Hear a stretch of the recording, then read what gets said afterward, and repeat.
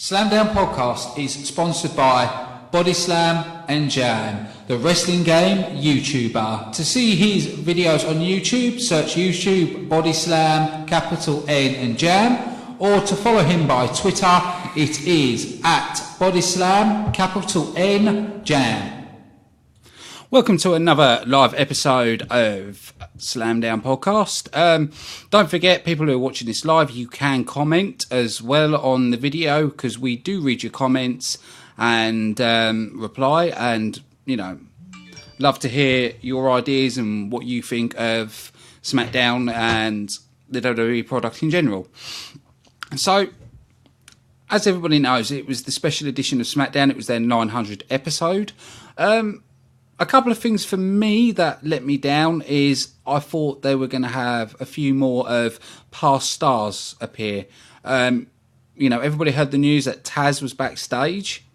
So it would have been pretty cool if we saw Taz come out and go on commentary for the one-off show or something like that. Or had more returns. Because to be honest, we only had Edge and Undertaker.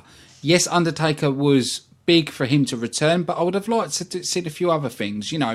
When they do the Raw special edition show, we get a lot of people from the past returning, and it's epic. This to me flatlined a little bit. I think they could have done a lot better. But except for that, let's run through the show itself.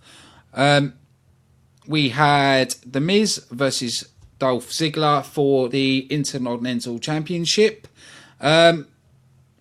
And the winner of this match will face Sami Zayn at Survivor Series with the title on the line.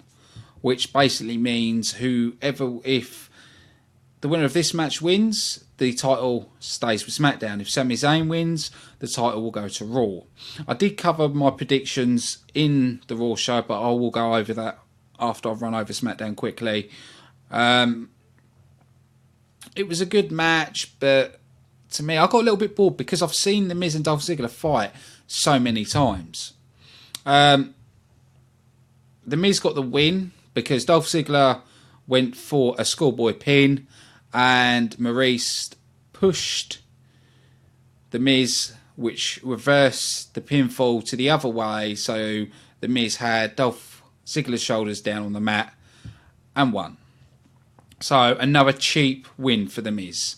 I can understand why they put the title back on The Miz, because with Sami Zayn being a face, booking wise, I don't think they wanted to have a face against a face. I think they wanted to have the heel against the face. Makes more sense, and I can get that. But I personally think Dolph Ziggler versus Sami Zayn would have been better and more of a crowd pleaser, because the crowd would have been split. Do you know what I mean? You could have had a chance like come on SmackDown, come on Raw. With this, you're just going to get cheers and boos. So, like I said, for me, it's a match I got bored of. So, after that, we had Kalisto versus NXT superstar Only Logan. Not really keen on the name, but it felt like they brought him in just to be a jobber because they gave him... He was dominant to start off the match, and then Kalisto reversed. He blotched a rope on the moves. You can tell he blotched it because his foot placement... it seems he didn't get his foot placement correctly and slipped. But except for that one blotch, it was a good match. Kalisto got the win. We knew that was going to happen, especially with him going to be taking on Brian Kendrick for the Cruiserweight title, where another stipulation for that is if Kalisto wins, the Cruiserweights are coming to SmackDown. If Brian Kendrick wins, the Cruiserweights will stay on Raw.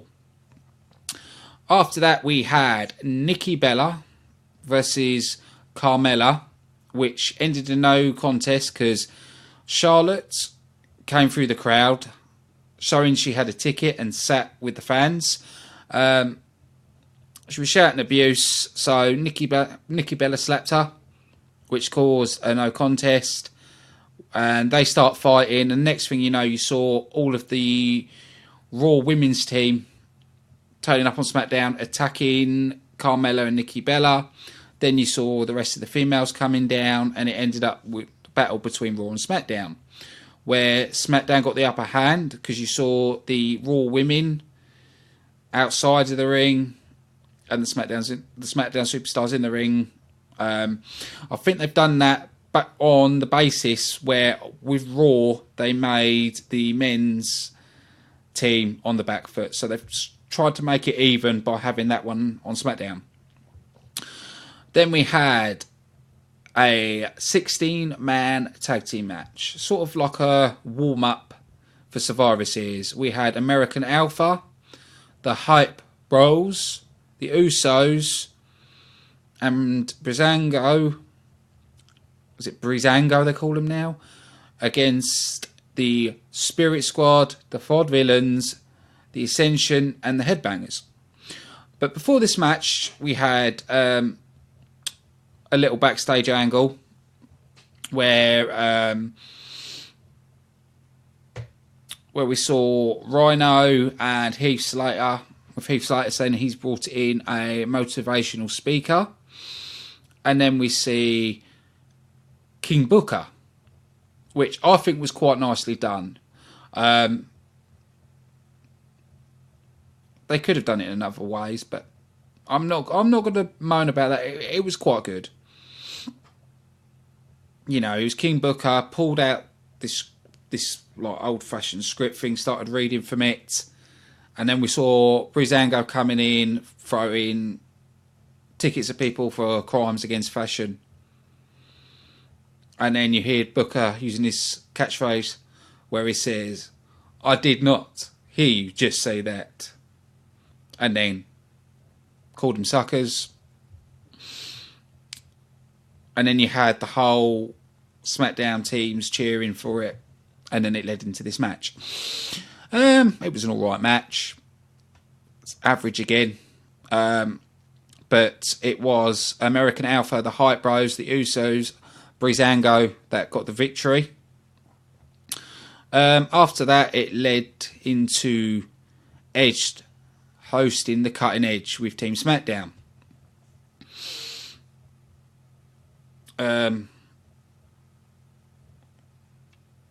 It's just basic again. It was a couple of good promos. Fans were cheering. AJ Styles being AJ Styles, saying he's the face that runs the place. And, you know, it showed a little bit of friction in the team. Not too much, just a little bit. And then The Undertaker's music hit, and The Undertaker came to the ring. And basically saying Smackdown was his home. And basically saying if they lost, they would have to deal with him.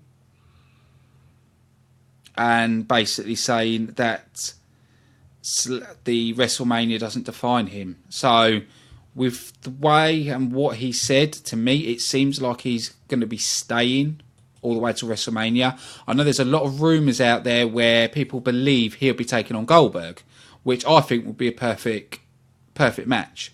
Because we can't have Sting because we know of Sting's injury, which is a shame because it would have been nice to have Sting and Undertaker and have them both retire after that match and be like their end match. Because to me, I can't see why they'd keep Undertaker keep going and going and going. And especially now they're actually keeping him there for a little while.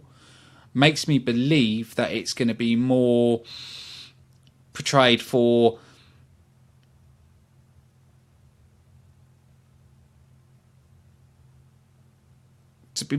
for him. I'm trying to think, for him to have like his final run. So I think this will be Undertaker's last run and the last time we'll ever see Undertaker. I don't know if Undertaker will turn up at Survivor Series. If they do something there, I don't know. But I would rather have seen Undertaker replace somebody in Team SmackDown and seen him step in. Because then that sort of counteracts your Braun Strowman. You know, your Braun Strowman, Undertaker. Do you know what I mean? It's where I would have gone, but they've obviously gone with Shane McMahon on that one, so we'll just have to wait and see the way it portrayed. That's it about SmackDown, really. I felt SmackDown it felt really short to me. It felt like it was a shorter episode. I don't know if anybody else felt that. You can give your opinions either commenting on this or contacting us at Twitter at SlamdownPC. There was something missing for me. Don't know what it is. I don't know. Another little bug for me is Apollo Crews. Amazing superstar, but he seems to be like he's been held back a little bit. We're not seeing the Apollo Crews that we saw in NXT. He's a phenomenal wrestler, and I think they need to start using him right. For me, to be honest, if he was used correctly, he'd be a brilliant person to have in the Survivor Series team. But, we're going to have to wait and see what the WWE are doing with that. But I think that's about it for SmackDown. We have got Survivor Series coming on Sunday. We will be doing talking about Survivor Series on Monday, because when there's a pay-per-view on, the time schedule slightly changes, where we will at 9 o'clock we'll have the TNA Impact talk, and then at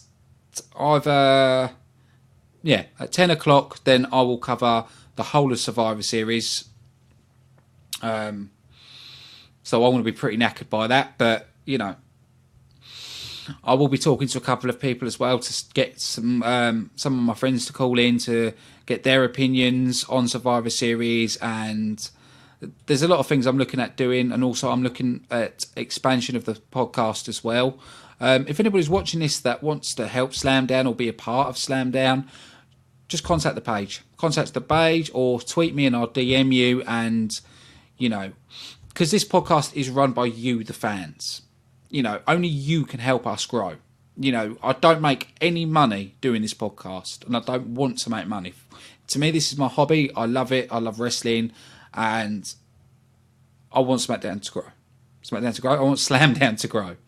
I am looking for for someone to run a Lucha Underground show, an NXT show. There are a lot of things I'm looking at, but it's finding the people that have got the time that can do their own shows on Slamdown.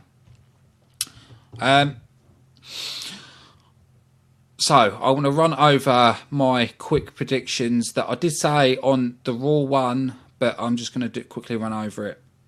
Okay, I believe that the Cruiserweight title will come to SmackDown with Kalisto getting the win. I think Sami Zayn will beat The Miz. And I also think SmackDown will win the main match, and which I believe, this is only in my opinion, that I think SmackDown will bring over the Gallows and Anderson.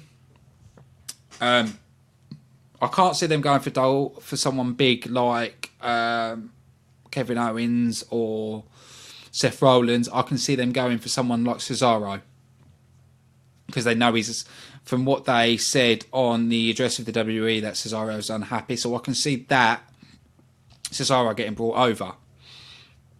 That's what I can actually see happening. But what they could even do, I've just thought about this now, is when, like, let's say that Raw wins that title, SmackDown could be really clever. If they win the main match, they could trade Sami Zayn to SmackDown with the title. It's another Cesario. I can't even get my words out. See, I'm struggling a bit today. I'm still bunged up and got this blocked sinuses, and yeah, it's irritating me. But yeah, I can see there being quite a few things. I reckon there's going to be a couple of surprises. I'm looking forward to watch it. I'll say to anybody, watch Survivor Series. If you haven't watched WWE for a while, watch Survivor Series. There's rumours floating around that The Rock's going to be there and this and that. We might even see Paige turn up. There could be loads of stuff that could happen. But that's it. This is it for the last episode of SmackDown. we will be back on Monday, same time, 9 o'clock, covering TNA, and then at 10 o'clock covering Survivor Series. Just want to say a big shout out to our sponsors, which is Body Slam and Jam, which records footage of gameplay on 2K17. Go and check out his videos. Go and check out his tweets. It's Body Slam and Jam. So big thanks to everybody that's watching, and we will see you again on Monday. This is the host, Ashley Friend, signing off.